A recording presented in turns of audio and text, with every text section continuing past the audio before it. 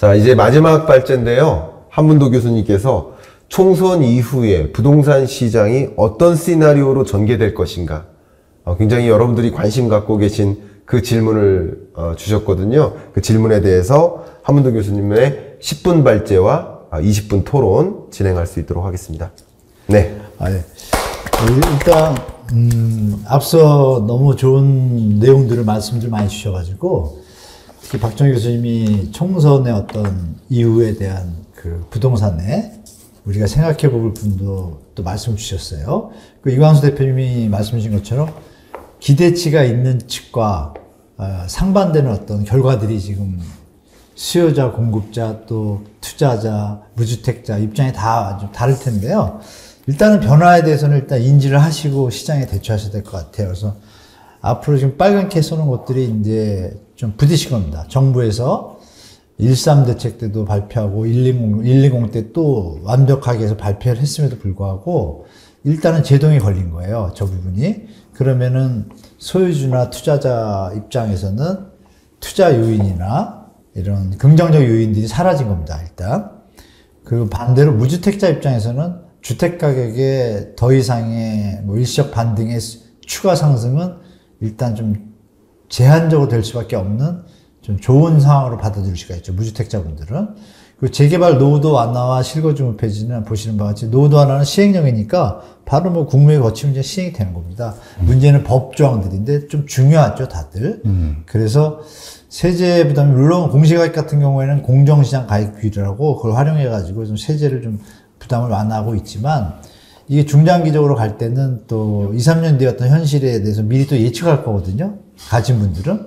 그런 부분을 생각하면 시장에는 하방 요인입니다. 결론적으로 그렇게 보시면 되고, 그래서 총선 이후 부동산 시장 변수들이 일단 정리가 됐어요. 큰 것들은. 그리고 GTX하고 뭐 지하 경부고속도로 지하 뭐 이런 공약들만 여야가 좀 합을 한 상태죠. 합을 했지만 아까 박정희 교수님 말씀하신 것처럼 또 제가 말씀드린 것처럼 GTX의 실현 가능성이 100% 가까운 데가 있고 조금 퀘스천이 찍히는 곳이 있다라는 거. 그래서 그 부분에 대해서는 일단 차지하고 시장이 동력이 좀 많이 약해졌다. 결론은 총선 이후 부동산 시장의 변수들이 동력이 약해졌다. 그리고 여기에 추가적인 변수가 어제 생겼죠. 환율 변동이 거의 큽니다. 변동성이 너무 크다는 얘기는 펀더멘탈이 약하다는 얘기인데, 그 부분에 대해서 지금 아무런 스피커가 없습니다. 당국에서. 그 얘기는 뭐냐면은 뭔가 정책적으로 꼬였다는 얘기입니다. 재정정책과 통화정책이 같이 조금 합을 맞춰서, 부부라면은 부부간에 잘 얘기가 돼서 같은 방향으로 나가야 자식들이 따라가는데, 지금 부부가 지금 사이가 안 좋은 것 같아요. 제가 개인적으로 볼 때. 그러면 아이들은 조금 정신이 없죠. 딱 그 상황인 것 같습니다. 국민들 입장이. 물가는 오르고 있는데 환율은 또 더 올랐으니, 그리고 또 왜 해외 변수들도 좀 안 좋잖아요. 그럼 그 변수들 다 정리해 보면 시장에 좋은 건 지금 거의 없습니다. 딱 하나 있죠. 아까 우리가 예측하는 시나리오 중에 어려워서 공사를 안 하다 보니까 2, 3년 뒤에 주택 공급 부족으로 오를 거다라는 희망적인 긍정적 뷰가 있지만, 그것조차도 아까 이광수 대표님이 보여주셨잖아요. 뭐 이광수 대표님이나 저는 아는 것처럼 2009년도에 데자뷰가 지금 벌어지고 있거든요. 그래서 그 부분을 우리 시청자분들이 총선 이후 부동산 시장 변수, 제가 어느 유튜브에서 봤었는데 이광수 대표님이 4월 이후 부동산 팍 뭐 이렇게 하고, 저도 4월 이후부터 이렇게 하셨는데 약간 뷰는 다른 게 있습니다. 뭐냐면 신생아론 돈이 좀 있어가지고 4, 5, 6월, 3월, 3개월 정도는 버틸 것 같아요. 또 언론들이 약간 받쳐주면서 신고가 나온다고 자꾸 또 나오잖아요, 요즘. 그리고 상승 뭐 진짜 한국 부동산은. 근데 KB 통계는 또 하락이에요, 저번 주까지도. 맞아요. 그럼 두 개를 안 쓰잖아요, 기자분들이. 그러니까 우리 시청자분들이 판단할 게 뭐냐, 언론들보다는 지금은 유튜브 팩트를 믿는 게 맞다라는 것을 좀 인지하실 타임인 것 같아요. 영끌 완 때 한 번 다 당하셨잖아요. 그죠? 끝까지 오른다 그랬잖아요. 내린다고 한 언론이 10%밖에 안 되거든요. 그러니까 우리 시청자분들은 샤프하시니까 그분을 잘 판단하셔가지고 굳이 지금 움직일 타임은 아닌 것 같다고 좀 말씀드릴게요. 그래서 좀 더 시장을 바라본 다음에 4, 5, 6월에 분명히 거래량도 더 받쳐주고 시장 지표도 오르는 걸 뜰 겁니다. 어떤 형태로든. 왜냐하면 주간 지표가 있기 때문에. 말씀 주신 주간 지표로 다시 한번 말씀드리면 한국 부동산은 부동산 주간 동향 지표는요, 표본이 아직도 공개가 안 되고 있습니다. 그러니까 언제든지 점점이 가능합니다. 약간의 변동성을 둬서. 그 0.01을 하면 아시잖아요. 그죠? 10억이면 10만원 뭐 이런 거 아시잖아요? 맞나요? 뭐 대충 100만원, 10만원이잖아요. 그 금액이 한 단지에 한 아파트가 움직인 걸 가지면 가중치를 써가지고 쓰는데 어느 단지를 조사하는지가 안 나와요. 그러면 우리가 KB 통계를 일단 믿는 게 더 나을 것 같다고 좀 말씀드리고, KB 통계조차 이런 부분이 있습니다. KB 통계 여러분 대출 해줬잖아요? 주택주담보대출이 KB 통계 그 시세거래표를 좀 참조하는데 은행들이 6억에 대출했는데 주택가격이 5억으로 내려왔어요. 그러면 신규 대출자는 5억에 맞춰서 받을 수가 있잖아요. 5억짜리니까. 근데 이거를 5억으로 낮추는 순간 원래 대출한 부분의 어떤 약간의 비율이 올라가잖아요. 부채 비율이. 그럼 그 부분에서 약간의 긍정적인 요인보다는 은행 입장에서는 부정적인 요인이 더 많아요. 그리고 이분한테 대출을 좀 더 더해줘야 은행은 대출을 많이 해야 수익이 나잖아요. 그러니까 어떤 일이 벌어지고 있냐면, 이건 뭐 실화입니다, 실화. 현장에서 분명히 6억짜리가 5억이 됐어요. 그게 안 바뀝니다. 계속 갑니다. 누가 조사 나오지 않는 한은 그냥 가도 뭐라 그럴 사람이 있어요, 없어요? 없어요. 그러니까 5억으로 하락이 됐음에도 주담보대출은 6억을 유지하려고 6억으로 유지가 되는 성향도 있다. 그래서 이런 변수를 좀 생각해 보시고, 그래서 지금 모든 은행 금융기관이나 이런 지표기관들이 약간 어느 방향성을 좀 가지고 있다는 걸 좀 보셔야 될 것 같고, 정부 아파트 거래량이 지금 올랐습니다. 보시는 바와 같이. 지금 안 되죠. 보시는 바와 같이. 지금도 올랐죠. 서울도 보면 아까 전국도 올랐고요. 끄다리가 오르고 있습니다. 근데 올라간 선이 아까 우리 강수 대표님 말씀하신 것처럼 반의 반토막 수준이에요. 그러면 힘이 약하다는 얘기고, 글로벌 금융위보다 약합니다. 또 넘길까요? 다음에. 이거 제가 넘기면 되죠? 자, 우리 전세가율 아까 말씀 나눴잖아요. 보시는 것처럼 이 중간에 빠진 데가 38%대가 그 2011년도, 12년도 그 글로벌 금융위기에 팍 빠졌을 때예요. 그렇죠? 빨간색은 이제 서울이고요. 위에는 이제 전국이거든요. 그러면 좋을 때 보면 75% 평균 가요, 다. 65%는 기본으로 넘고. 근데 지금 서울은 54%고요. 지방도 지금 못 쫓아간 거예요. 70%, 80% 가까이 가야 갭 투자가 벌어지거든요. 근데 아까 우리 광수 대표님 말씀 나눈 중에 그 갭 투자 시절에 주택 가격이 10억이었다면 지금 20억이잖아요. 그럼 그 갭 투자 여러 번 더 약한 거예요. 그러니까 예전에 전세 가격이 받쳐지면 주택 가격이 오른다는 논리는 앞으로 시장에서는 극히 적용되기 쉽지 않을 것이다라고 저도 보고 있습니다. 아파트 매물은 계속 늘어나고 있고, 여기서 이제 재미있는 부분은 전세 매물이 줄잖아요. 그럼 뭐 왼쪽에 중간을 그림을 보시면 전세 매물이 줄다가 늘어나죠, 어느 순간에. 늘어나는데 매매 물량은 노란색인데 어때요? 내려오죠. 우리가 여기서 판단할 게 뭐냐면, 매매를 하려고 막 하다가 안 팔리면 어떻게 해야 되죠? 전세가 좀 나야죠. 그 현상이 벌어지기 직전의 모습이죠.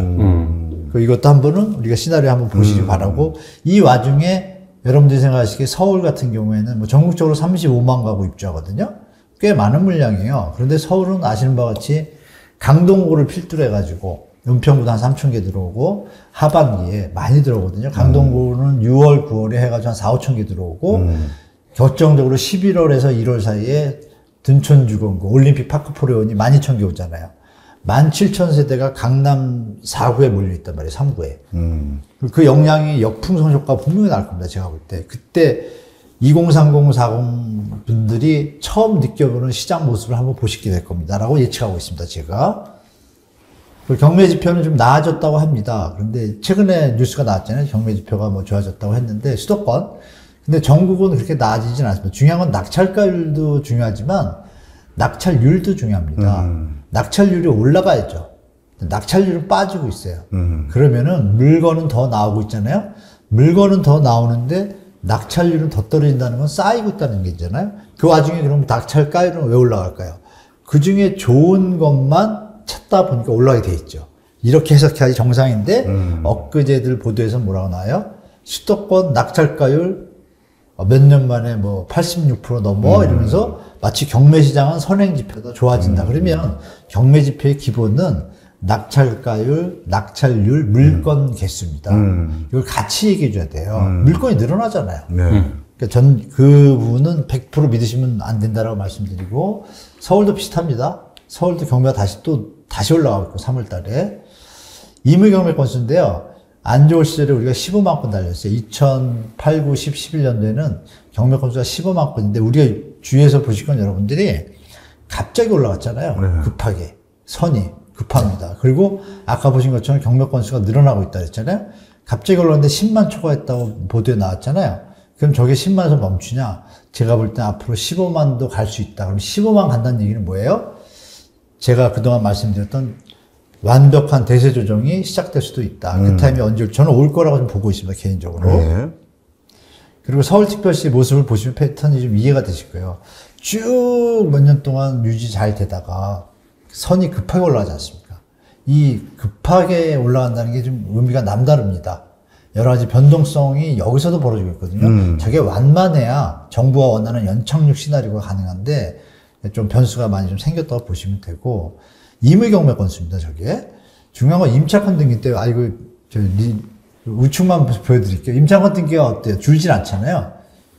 전국 임차권 등기고 저 뒷부분은 서울, 경기도, 부산인데요. 보시면 임차권 등기가 다시 늘어나잖아요.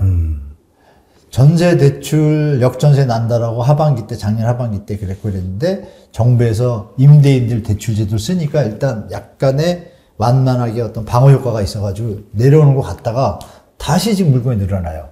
저 추세가 지금 총선 이후에 5월, 6월까지 이어지면서 늘어지면 소유주나 투자자 입장에서는 오기 싫어하는 상황, 무주택자분들이나 청년들한테는 바라던 상황이 올 수가 있습니다. 국가적으로는 약간 신경을 많이 써야 될 타임이 올 거라고 저는 보고 있습니다.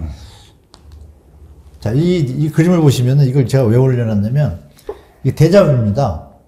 이게 지금 밑에서 보시면 거래량 2006년하고 해놓고 밑에는 19년 9월이라고 돼 있잖아요. 어느 순간을 제가 떼어다가 갖다 붙여서 딱 보니까 대자뷰인데 차이점은 뭐예요? 이걸 길게 보면 이게 전으로 들어가도 되죠? 보시면 이게 지금 현재 2006년부터 지금까지 거래예요. 보시면 맨 우측이 지금 약간 올라가고 있잖아요. 여기서 올라서 네. 저기를 우측을 갖다가 툭 떠가지고 왼쪽에다 붙인 게 저 그림인데, 저걸 확대하면, 저번에도 한번 보여드렸었는데 확대하면 이렇게 됩니다. 아이고, 확대하면 이렇게 되는데 보시면 어때요? 거의 비슷해요. 거짓말같이. 아까 이광수 의원님 얘기하셨잖아요. 되풀이 된다고. 되풀이 되는데 차이점이 하나 있죠. 2009년도 2사 대책 때 하고 2023년도 13 대책하고 라인이 맞추면 저렇게 벌어지는데 효과가 어때요? 그때보다 낫죠. 이게 그럼 앞으로 이어지는 선의 형태를 보면 올라가는데 2010년도에 그때 다시 한번 또 활성화 대책을 던지거든요. 요번에 2024년도에 120 대책 던졌잖아요. 그러면 조금 쳐져서 조금 올라가는 것 갔다가 다시 내리잖아요. 저 뒤부터가 쭉 3, 4년 동안 이제 횡보 기간이거든요. 그래서 이 부분이 왜 이렇게 그림이 유사하게 갈까를 생각해 보시고, 이 인구 변화에 대해서 좀 말씀드리고 싶어요. 총선 이후 부동산 변화인데, 총선만 볼 것이 아니라 이게 뉴욕타임즈에서 작년 7월에 나온 건데요. 제가 이걸 왜 가져왔냐면, 해외에서 바라보는 시각을 아까도 한번 여쭤봤었잖아요. 네. 해외에서 바라보는 시각이에요. 심하게 얘기하면 한국은 끝났다예요. 말은 이쁘게 써놨는데, 제가 군인 유모차라고 써놨잖아요. 네. 그 페이지에 이렇게 넘어가다 보면 여러 개의 그래프를, 중요한 건 뭐냐면 저게 한국만을 타겟으로 한 게 아니라 세계 월드를 하면서 나온 한국에 대한 내용들이거든요. 저 보고서에 보면은 사우스 코리아 저 출산율에 대해서 딱 벌써 바닥이잖아요. 그리고서 군인 유모차라고 쓴 거는 우측에 저렇게 워딩으로 된 거를 제가 다 지우고, 저 말고 또 하나 있는데 지우고 그냥 키워드만 넣은 거예요. 그게 핵심이 뭐냐. 한국은 군인 수가 드디어 처음으로 50만 명대로 떨어졌다. 이 내용이 있고, 그 다음에 유모차가 애기들을 위한 유모차보다 애견들, 강아지를 위한 유모차가 더 팔리고 있는 나라가 한국이다라고 나와요. 그럼 그 단어 워딩을 우리가 볼 때 외국인이 이렇게 봤다라는 거는 심각하게 보는 거 아니에요. 그럼 환율 폭등도 어떻게 보면 꾹꾹 연결되잖아요. 그래서 이런 부분을 우리가 생각한다라면 주택 가격이 조정이 되지 않는 한 대한민국의 미래는 없다는 게 제 생각입니다. 정말로. 이거는 정말 일본으로 따라갈 수도 있다. 그래서 아까 이 박정희 교수님 말씀 주신 국가 전략을 정말 새로 잡을 때고 미래를 생각하고 조금 좀 더 우리가 이제 투자나 자본 뭐 이런 쪽에 그동안 잘 살아왔잖아요. 이제는 미래를 생각하는 때가 좀 필요한 시기가 된 것 같다라고 말씀을 드리겠습니다. 네. 여기까지 하겠습니다. 네. 감사합니다. 시간. 자, 이제 발제를 들었는데요. 하나만 더 여쭤볼게요. 우리가 5월 25일 날 있을 세미나에서 네네네. 오늘 지금 부동산 시나리오 이렇게 말씀해 주셨지만 그때는 또 주로 어떤 이야기 많이 해주실 건지 아마 그때는 궁금해하실 것 같아서. 워낙 우리 박 교수님은 국가적인 차원의 네. 부동산 매가 발전 전략, 그 후세를 위한 어떤 로드맵을 그 부분에 좀 말씀을 주실 거고, 네. 경제는 또 교수님 하시고, 네. 또 우리 이광수 위원님이 또 시장은 또 세밀하게 잘 봐주시니까, 네. 저는 저도 이제 책을 하나 준비하고 있는데요. 네. 그러니까 저는 사실 살 날이 많지 않거든요. 그런 말씀을 하세요. 왜냐면 이제 체력 관리를 안 하고 제가 저희 4명 중에 제일 오래 계실 것 같은데요. 그러니까 이런 뜻은 뭐냐면 저는 사실 고등학교 때요. 고등학교 때는 대한민국 연령 평균 연령이 배울 때 뭐 55, 60으로 배웠어요. 그러니까 그때 고등학교 2학년 때 제 기억이 나 60까지 살면 나는 이제 잘 살았구나. 그 기억이 아주 강력하게 잡혀 있고 60이 이제 되는 거예요. 뭐지? 그러다 보니까 마음이 약간 이렇게 비인다 그럴까요?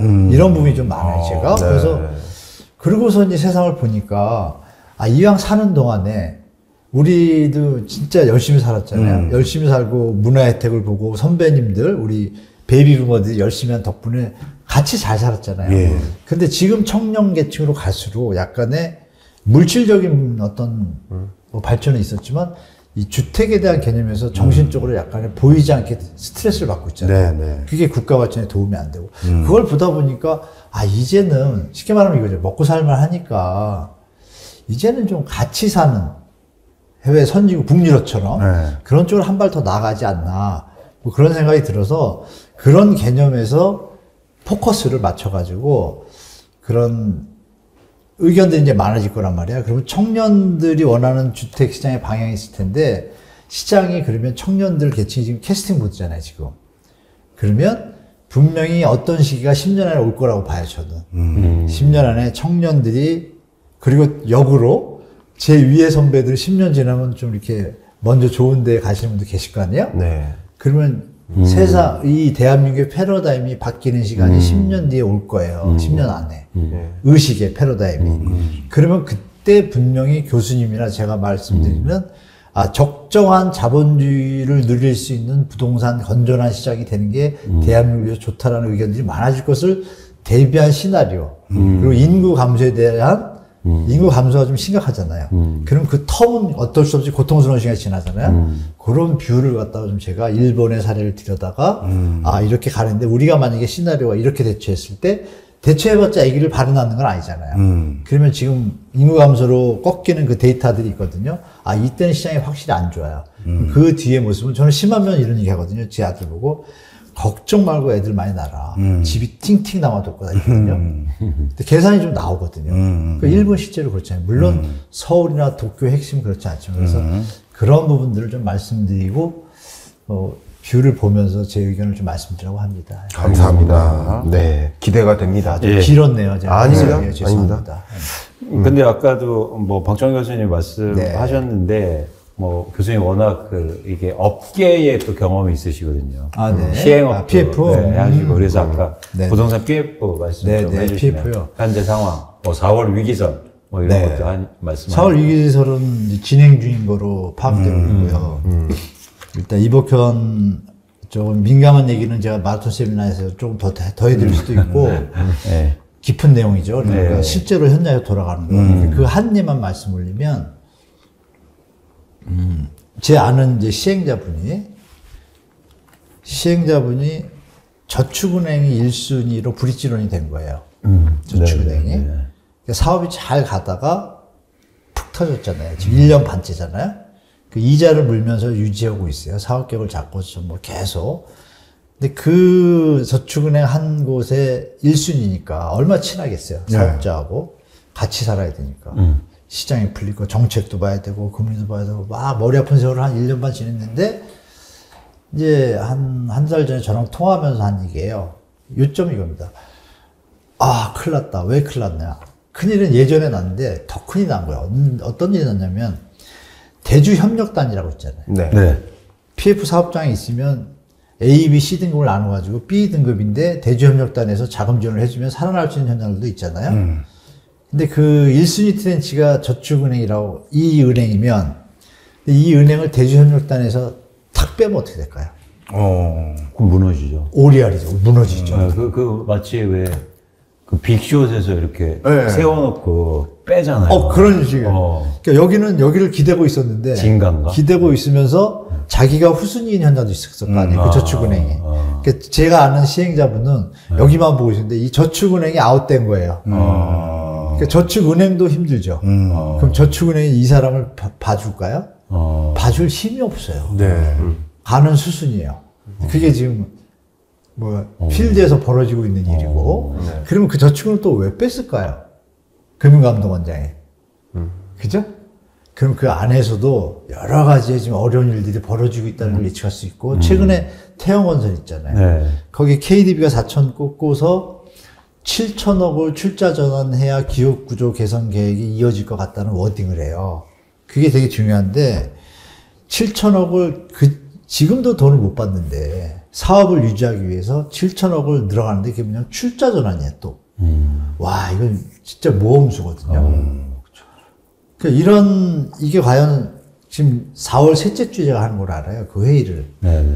그때 어떤 일이 벌어질지 좀 감이 안 잡혀요. 물론 정부의 금감원에서 강력하게 뒤에 백 서포트를 해가지고 간다라면 모를까. 지금 약간 정신 없는 모습이 보이잖아요. 그런 상황에서 태영 회장님이 갑자기 나 이거 못해.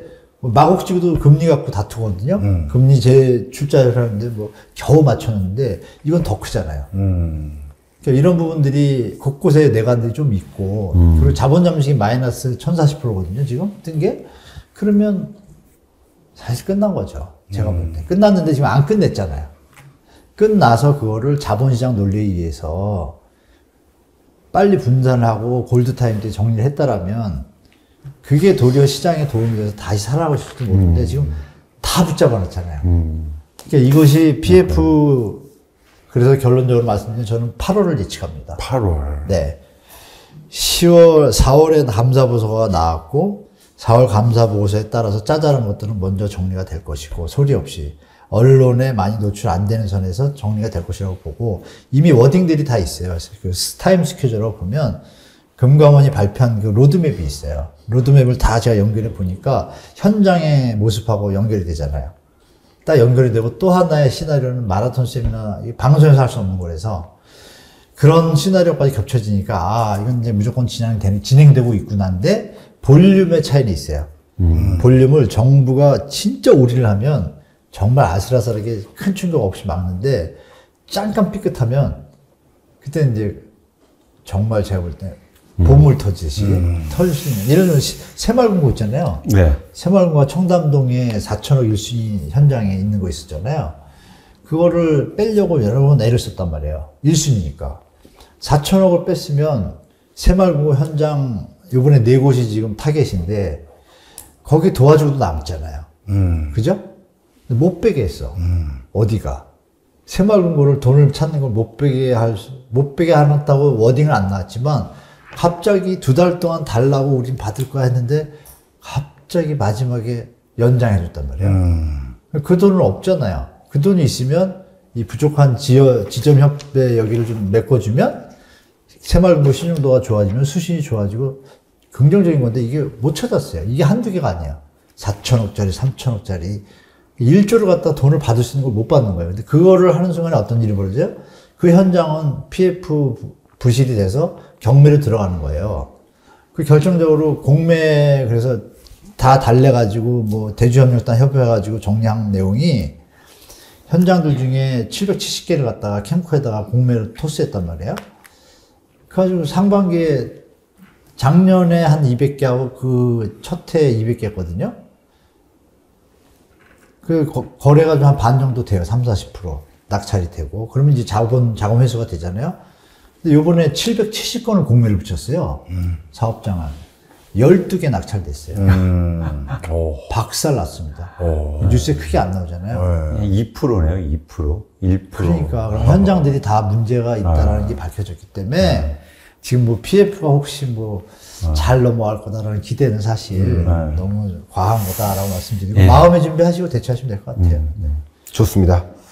혹시 하실 말씀? 저 아까 PF 여쭤봤고. 좋습니다. 그러면 저는 이런 질문 한번 드려볼게요. 네네. 왜냐면 인구 말씀 주셨고 또 부동산과의 관계를 이제 말씀 주셨기 때문에 네. 조금 이건 이제 토론거리인데 예. 본질적인 질의예요. 어쩌면. 왜냐면 인구 감소의 과정에서 1인 가구의 증가? 예, 뭐 그런 이야기도 이제 가구를 이제 배제하고 네. 그러면 이제 나라를 걱정하는 마음에서 이제 좀 저출산 환경을 좀 극복하려면 네. 좀 집값이 조정돼야 된다. 저 그 부분 네, 맞는 저는 말씀이신 그렇게 거죠. 생각해요. 근데 여기서 한 가지 이제 고민 중에 하나는 인구 감소도 인구 감소고 저출산도 저출산이지만 고령화도 또 하나의 과제인 거예요. 다른 관점에서. 네, 네. 근데 우리나라가 국민연금 고갈되고 있고 네. 곧 고갈될 것으로 보고 있고 그러면 지금은 사실 뭐 지금 이대로 구체적인 개혁이 없다면 지금 내 국민연금을 내기 시작하는 사람들의 경우에는 사실 그대로 받지 못한 개혁이 없다면 뭐 그런 구조 속에서 더더군다나 우리가 각자 삶을 고민해야 되는 국가가 나를 살려주지 않는 각자 도생. 그쵸. 그런 구조로 지금 가고 있는 거라고 판단할 수 있잖아요. 네. 이 구조 속에서 집값이 조정되면 네. 그럼 고령자들은 특히 뭐 영목이지라든가 네, 네. 집이라는 주택 하나의 영목. 자산에 주택 영목. 의존하고 있는 이런 그 고령자들은 네. 그러면 집값이 떨어질 때 더 큰 우려가 시작되지 않을까 하는 그런 고민도 일부 있으시거든요. 이 부분에 혹시 어떤 견해를 갖고 그 계십니까? 일부라고 그러셨는데요. 네. 그분들은 다 차익 실현 되잖아요. 네. 간단하게 말씀드릴게요. 고령자들이 최근에 집을 사지 않았다면 제가 보기로는 최근에 고령자가 집을 산 비율은 극히 적을 거예요. 그럼 영끌한 게 아니잖아요. 그럼 고령자들은 이미 평균 연수도 제가 알기로는 9년에서 10년 보여다 팔고 있는데 네. 그분들이 무슨 손해를 봅니까? 무슨 문제가 있습니까? 이게 평균 함정 비슷하게 어떤 논리 함정이에요. 고령자들은 다 돈이 없는 것처럼 생각하는데 돈이 없는 분들은 집이 없어요, 대부분. 그렇죠. 자녀 보내고. 네네. 그걸 같이 묶어가지고 고령자들이 노인민고를 문제가 높다고 생기면 저는 하니까. 이렇게 오해를 하게 하는 거예요. 그래서 그분은 그렇게 말씀드리면 조금 이해되실 거예요. 네. 정확하게 국가에서 그거를 지금 말씀하신 걱정하시는 부분 경제학적으로 예. 그런 부분을 국가에서 데이터로 지금 갖고 있단 말이에요. 그러면 노인들 중에 몇 프로가 주택을 갖고 있는데 어느 사람은 10개도 갖고 있네? 뭐 걱정할 일 있습니까? 심하면 뭐 그 사람은 도리어 아무 상관없잖아요. 그러면 고령자가 집값이 떨어져가지고 걱정하는 분들은 어느 분인 거예요, 도대체? 영끌을 한 것도 아닐 거고, 평균적으로 9년을 갖고 있었는데, 그동안 갚으셨을 거고, 그 데이터를 명확하게 보여주고, 네. 고령자가 위험해져서 국가에 말로 하지 말고, 데이터 다 있거든요. 국세청 다 갖고 있어요. 네. 그런 게 있어야지 이 대답은 연결이 되는 것 같고, 네. 국민연금 문제도 이제 하나의 어떤 요소인데, 국민연금 보세요, 여러분. 그럼 다른 나라는 어떻게 했는지 봐야 되겠죠. 자, 국민연금이 고갈이 됐어요. 그러면 돈을 안 주면 어떻게 돼요? 난리 나죠. 국가 뒤집어지죠. 네, 그러면 저 고갈되기 약속했는데. 5년 전에 준비를 할까요, 안 할까요? 준비하겠죠. 네. 네. 어떻게 준비를 할까요? 빵꾸가 나기 시작했어요, 이거. 재정 지원이 해야겠죠. 그렇죠. 정답이죠. 그게 독일이에요. 독일이 빵꾸 나기 10년 전부터 계속 우리나라처럼 했어요. 근데 이게 잘 안 되잖아요. 세대 간의 것 때문에. 그러니까 결론을 택한 게 뭐예요? 아이고, 재정에서, 세금에서 메꾸자. 그럼 세금 걷고 이런 과정 속에서 개정 처리하면서 가능을 하잖아요. 그럼 후세들한테 명분이 되잖아요. 그렇게 지금 가고 있어요. 네. 그러니까 저는 국민연금 개혁 얘기할 때 속으로는 뻔한 수인데 내가 죽은 다음에 분명히 이거 나라에서 돈 대줘가지고 후세들 못 받을 분들 걱정하는 분들 나라 돈으로 분배해서 하고 들어오는 돈이 적으니까 세금을 더 투입해 줄 거 아니에요. 왜? 그래야 국민연금 제도가 유지가 되잖아요. 그거 하나가 없어지는 순간 시스템이 문제가 되잖아요. 그러니까 답은 나왔는데 그걸 가지고 이 얘기가 또 어떻게 될지 모르겠지만 제가 볼 때 국민연금은 이렇게 하면 정말 아이러니한데 걱정할 거 없다. 국가가 책임진다. 네. 그렇게 말씀드릴게요. 좋습니다. 그런 부분이 하나 있습니다. 예. 그 흥미로운 지점이 있는데 네. 이렇게 교수님께도 말씀하셨는데 우리나라가 고령 세대가 부동산 비중이 굉장히 높아요. 많죠. 65세 맞아요. 이상 가구가 부동산 자산 비중이 81%입니다. 그렇죠. 근데 진짜 재미있는 게 부채 비율이 8%예요. 그거 맞잖아요. 그 부동산이 부채로 그쵸. 이루어지지 않고 있어요. 네. 근데 그 고령 세대 가장 큰 문제점은 뭐냐면 다른 자산이 없어요.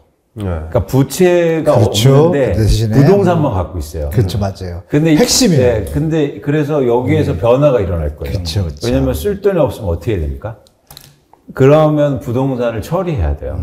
그 과정이. 주택연금제도 있잖아요. 근데 주택연금이 예산이 지금은 그러니까요. 묘해요. 맞아요. 지점은. 정확하세요. 근데 교수님 한번 생각해 보세요. 정확하세요. 주택연금은 아니, 정확해요. 네. 주택연금 그 시점에 시가로 한다. 그러니까 평가를 한단 맞아요. 말이에요. 손해 근데 만약에 보죠. 가격이 떨어지면 국가는 엄청난 빚을 얻게 됩니다. 맞아요. 그래서 사실 예산을 무작정 늘리기도 힘들 거고 사실 큰 문제인 거죠. 근데 문제거리요. 어쨌든 정확하시죠. 어쨌든 고령화가 되면서 아까 교수님이 말씀하신 거 고령화가 되면서 저는 어떤 변화가 있을 수 있냐면 고령 세대가 갖고 있는 집을 많이 내놓을 수 있다. 근데 그걸 누가 사줄 거냐가 이제 관건인 거죠. 정부가 잘해야겠죠. 우리 교수님하고 이렇게 다 하면 다 만들 수 있어요. 그러니까 이게 네. 진퇴양난입니다. 맞습니다. 네, 그러니까 이게 그죠? 시각이 좀 정확하게 보셔야지 잘못 네. 보시면 네. 시장 오판할 수 있어요. 좋습니다. 벌써 토론의 과정에서 우리가 네. 또 대화 나눠야 될 말씀하세요. 네, 잠시만요. 네. 얘기하세요. 하겠습니다. 네, 네. 왜 녹화도 있기 때문에 아, 중간에 예. 끊기면 안 되니까. 아, 다음 주에. 네, 이제 끝났습니다, 이제. 자, 어쨌든 토론의 과정에서 우리가 더 깊게 대화 나눠야 될 예, 예. 내용들이 많이 있습니다만, 지금 시간이 이미 또 30분이 훌쩍 지나서, 네, 네. 저 한 말씀 드릴게요. 네. 이광수 대표님이 그 노인분들의 그 자산 보유 현황, 뭐 데이터도 다 정리되고 또 저도 그런 뷰를 갖고 있으니까 이런 부분이 마라톤 세미나 그때 노인에 대한 주택 시장에 주택을 많이 갖고 있으니까 이 시장 변화가 나오잖아요. 네. 이거를 제가 강수 대표님 얘기해가지고 대표님이 하시던 제가 하시던 그 뷰를 하나 또 시청자들 좋습니다. 그 뭐죠? 참여하신 분들한테 좋네요. 알려주면 좋을 것 같아요. 네, 좋습니다. 맞습니다. 그렇죠? 네.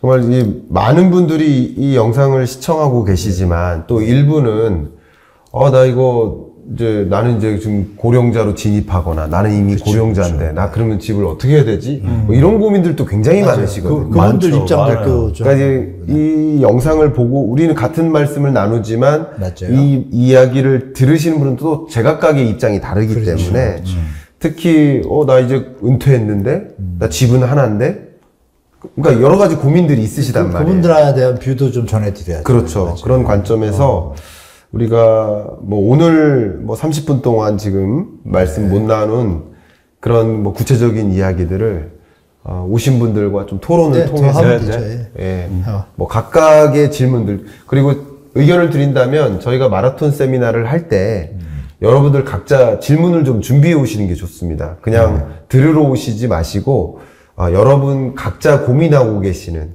부동산이나 경제와 관련된 그 질의를 하나씩 적어 와서 또 토론에 임해 주시면 더 도움이 되지 않을까 생각합니다. 그리고 미리 알려주시는 방법도 있잖아요. 네. 질문을. 그죠? 그렇습니다. 그래서 토론에 신청하신 다음에 네. 질문을 미리 알려주시면 저희가 더 좀 충실한 답변이 그렇네요. 가능합니다. 예. 좋습니다. 그 아까 댓글 봤더니 장소 어디냐고 물어보신 분이 있어서 네. 다시 그거 한 번만 띄워. 공지 한번 띄워주시면요. 네. 종로네. 장- 종로. 예. 네.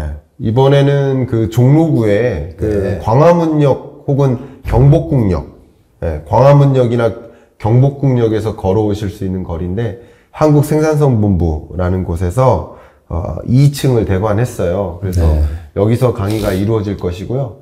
짧게만 말씀드린다면 뭐 제가 거시경제적인 관점에서의 부동산 시장에 대한 뷰, 또 이광수 대표님이 이제 부동산 시장에 대한 이야기, 박정호 교수님이 이제 좀 정책적인 이야기, 함두 교수님께서 또 지금 말씀해 주셨던 뭐 인구나 혹은 뭐 부동산 시장 시나리오 이런 것들을 마구마구 말씀해 주실 것이고요. 특히 한 2시간여 동안 참석해 주신 참석자들하고 정말 난상 토론을 할 겁니다. 거기서 이미 지난 1, 2차 세미나 경험하신 분들 잘 기억하시겠지만 여러분 갖고 계신 그 각자의 질문에 대해서 성실히 좀 답변해 주실 거라고 생각합니다. 네. 생산성 본부에 에서 하니까 생산성 있는. 네. 생산성 있는 마라톤 세미나 이루어질 수 있도록 하겠고요. 3차 마라톤, 원래 그냥 1차로만 하려고 그랬는데, 정말 많은 분들이 또 후기가 좋으셔서 2차, 3차를 이어가는데, 가급적이면 분기마다 이 세미나를 진행할까 생각하고 있습니다. 여러분, 관심 있으신 분은 차주 중에 이 영상과 함께 그 신청 방법 같은 걸 다 안내해 드릴 것이니까 시청해 주시길 바라겠습니다. 자, 이제 마무리 할 텐데요. 네네. 간략하게나마 소감 한 말씀씩 나누면서 하면 어떨까 생각합니다. 한문도 교수님부터. 저는 네. 항상 이렇게 우리 세 분과 함께 대화를 나누면 배우는 것도 많고, 워낙 뷰들이 좋으시니까, 그리고 혼자 할 수 있는 게 없지 않습니까? 그러면서 항상 이 배운다는 느낌, 좋은 시간이라는 느낌? 뭐 이런 게 너무 좋습니다. 그래서 이런 시간이 주기적으로 잘 유지되고, 또 그걸 또 위해서 저도 준비를 잘해서 뭐 시청자들한테 최대한 도움이 될 수 있는 조금이라도 좀 더 공부를 해가지고 뭐 좀 애쓰도록 하겠습니다. 너무 좋은 시간이었습니다. 감사합니다. 이광수 교수님. 뭐, 언제나 제가 느끼는 거지만, 뭐, 들으시는 분도 생각하실 수 있을 건데, 저희가 밸런스가 되게 좋다고 생각해요. 그러니까 뭐냐면, 그러니까 거시경제 교수님 하시고, 또 함덕 교수님은 실물에 되게 강하시고, 저는 또, 이렇게 리서치하는 또 실물 자산에 대해서, 또 박정훈 교수님은 전체적으로 뭐 정책이라든가 아니면 큰 그림을 그릴 수 있는, 그래서 여러분들도 같이 이런 분위기를 느끼시면 얻어가는 게 분명히 굉장히 많다. 그리고 저희가 또 방송에서 할 수 없는 이야기들도 직접 뵈면 할 수 있잖아요. 그래서 여러분들 많이 참석하셔서 같이 이야기하고, 또 되게 좋은 건 뭐냐면 저희도 사실 여러분들 뵐 때 배우는 게 또 많습니다. 네, 그래서 그런 좋은 시간이 되길 바라고요. 그런 걸 또 오늘 미리 보여드리는 거잖아요. 그래서 너무 좋았습니다. 예. 감사합니다. 마라톤 세미나는 개인적으로 많은 본인의 고충들 여기 계신 당대 최고의 고수분들에게 많이 털어놓고 상담 많이 받으셨으면 좋겠어요. 저희가 개인적으로 드릴 수 있는 말씀은 그분의 상황을 알아야 할 수 있는 건데 지난번 2차 때도 많은 분들이 그런 얘기 편하게 하셨던 것처럼 그런 자리 꼭 많이 와주셨으면 합니다. 네. 감사합니다. 마무리 말씀 드리도록 하겠습니다. 저도 이 100분 토론, 사실은 뭐 100분이 아니라 2시간 토론인데, 2시간 토론, 하면서 많이 배울 수 있었고, 제가 미처 생각하지 못했던 그런 부분들을 오늘 짧은 시간 안에 함축적으로 공부한 것 같습니다. 여러분들도 아마 저랑 같은 마음이시지 않을까, 이렇게 생각이 되고요. 또 마라톤 세미나를 통해서 현장에서 직접 뵙고, 이 10분짜리 강의를 2시간 강의로, 또 20분짜리 토론을 2시간 토론으로 길게 직접 얼굴 보면서 눈빛 마주치면서 말씀 나눌 수 있는 기회가 됐으면 좋겠습니다. 여기서 100분 토론 마무리하겠고요. 1차 쏘시죠. 네. 하겠습니다. 고맙습니다.